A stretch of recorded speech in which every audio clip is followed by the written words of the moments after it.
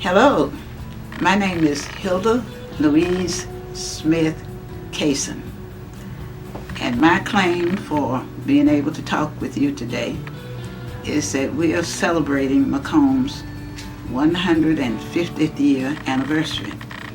And I live in the part of Macomb that's known as Bergland Town. And why is that so important to everybody and to me? It's because I was born in Bergland Town.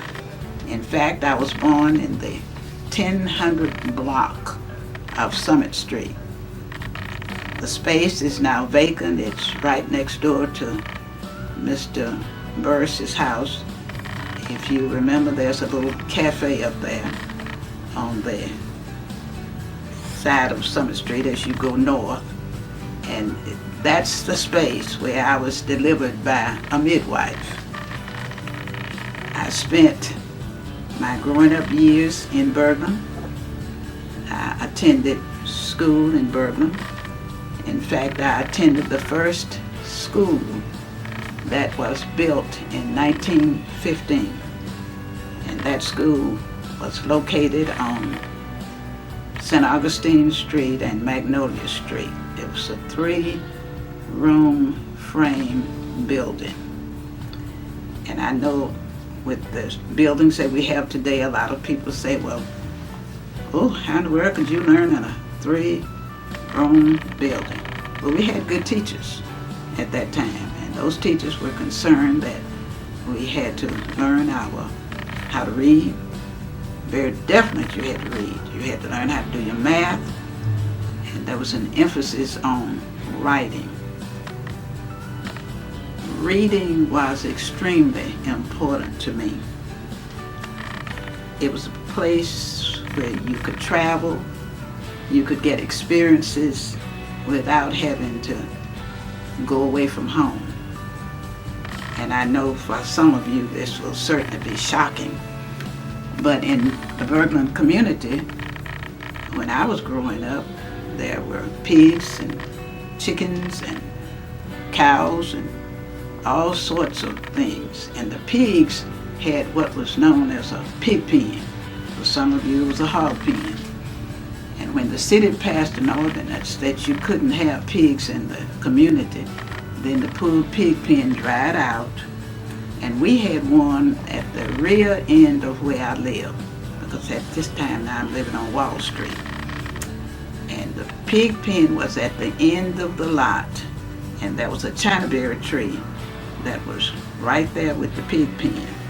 I would get over in the pig pen with my book and climb the chinaberry tree and get on a limb, and I would read. Some of you may not have ever heard of the Bobbitt twins at the seashore and all of the other little travels that children made as you read those stories in that book. And when I got tired of reading, I would watch the clouds as they would make their different formations, and I would travel to different places. Had no earthly idea at that time.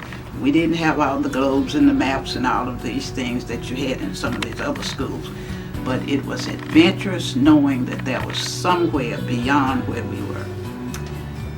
As time passed, we had a gentleman to come to Macomb, fresh out of Jackson College. At that time it was not a university. His name was Mr. C.D. Higgins. And he looked at the little school that we had, and he decided, wait a minute, we can do better than this. So he went to the city officials and asked if they would do something about the school. They told him they didn't have any money. 3 rooms were added to the school, and Mr. Higgins and his PTA group had a strong PTA. Parents wanted their children to get a good education. And they worked with Mr. Higgins as he looked around across the nation to see, was there anybody who could help people here in Macomb do something about the education of the black children? And there was an organization, the WPA, and this group had money that could be given to areas where there was a need for improving the educational activities of the students. And Mr. Higgins was able to get that WPA money and had a brick building built on St. Augustine Street. I entered that building in the grades, and I graduated from that building in 1948. That was the first brick building that we had, and it was under Mr. Higgins' leadership along with that strong PTA group that he had. And the man was so interested in the education of the children, and his commitment to education and his commitment to us was, skin color has nothing to do with your brain. Use your brain. Learn all of the things that you need to learn that will help you advance in the world. And as a result of his pushing and his pulling and his going outside looking for things to help us, he was able to get money to build another school. And that was Bergman High School on Elmwood Street. That's the school that's now known as Higgins Middle School, because as they've made transformations, it went from Mr. Higgins to Mr. Gabriel Tobias, who was the last principal that we had.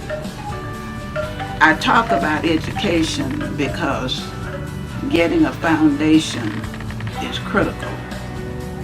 Before we really had a formal school here in Bergman, our Sunday school teachers worked with us as children. We had little cards that they used in the class, teeny weeny cards.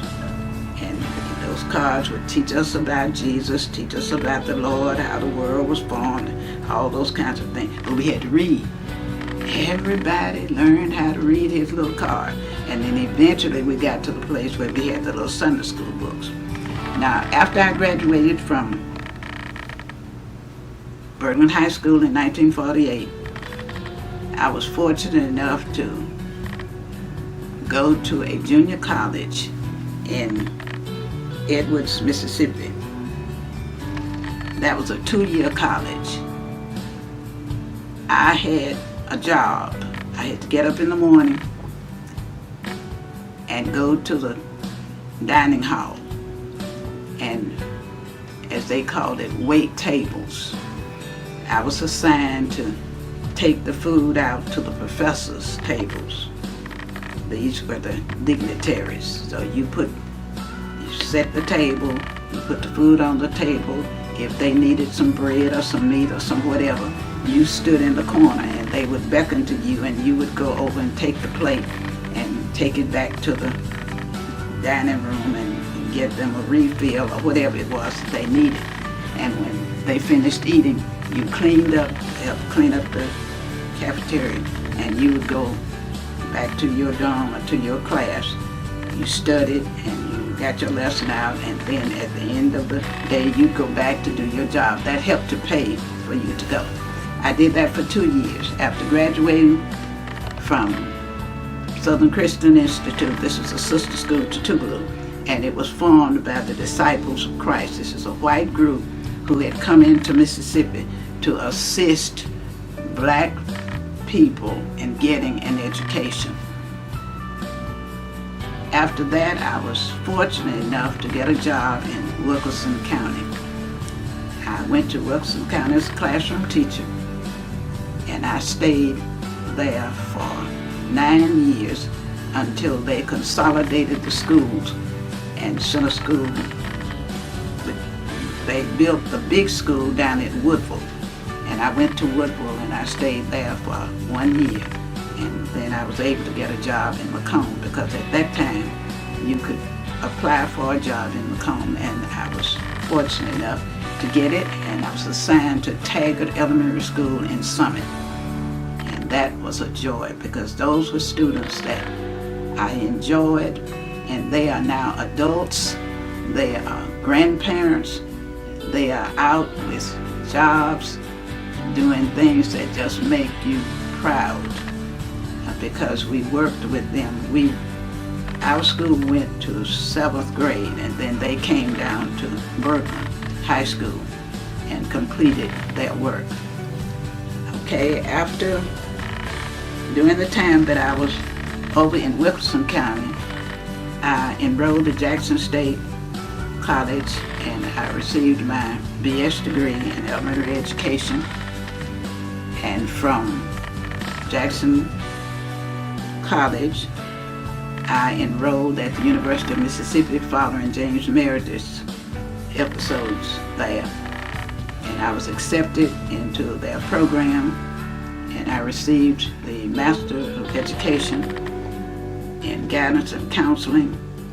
And I went back to Ole Miss and received my degree in Educational Administration.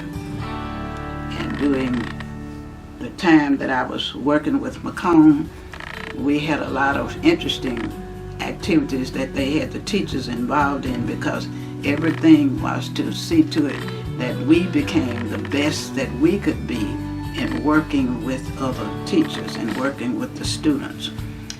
We had the opportunity to go to Stanford University and spend 6 weeks there getting computer science training. And that was a very, very interesting experience, and I certainly enjoyed it. I received a National Science Foundation grant to go to DePaul University in Greencastle, Indiana. That's when the country was really into the sciences, being sure that the teachers were properly educated and trained. So I attended that activity. My experiences went from being a classroom teacher to being a principal, and then going down to Macomb Central Office as assistant elementary supervisor. And after 1 year in that position, I was promoted to elementary supervisor, where I was responsible for going into teachers' classrooms, observing their work, seeing to it that they had the materials that they needed in order to work with the students, giving them whatever kind of supportive assistance that they needed, because we had brand new people coming into the district who had no earthly idea as to, how did I get this started, and you had to be there for them. We ended up taking on the task of being Title I Director, Title I, Chapter 1. That's federal money coming into the school district based on the number of students who were categorized as being impoverished, and the school district received money to get extra teaching assistance for those youngsters in teachers and in materials. So we could order things that were needed to supplement what the regular program was doing, hopefully making it better for those students. So with Title I, we had a lot of experiences. We had all kinds of workshops that we had to engage in with and for the teachers. We brought people in to help. We sent teachers to conferences all over the United States. We received the Title I Distinguished Award for having an exemplary program through the Atkins School, where Mrs. Rebecca Morgan was the principal. And in order to receive that award, we had teachers who accompanied us to Florida, where we were honored, and very proud of receiving that honor. In fact, we've been proud of our school district in those past years, because at one time we were a national model school district, and that's something that we need to get back on track with, because it's about using the brains. It's about challenging the students. It's about saying, oh yes you can. It's about saying that here are the materials, let's use them. If there's something else we need, then we'll go out and get that in order to help you. From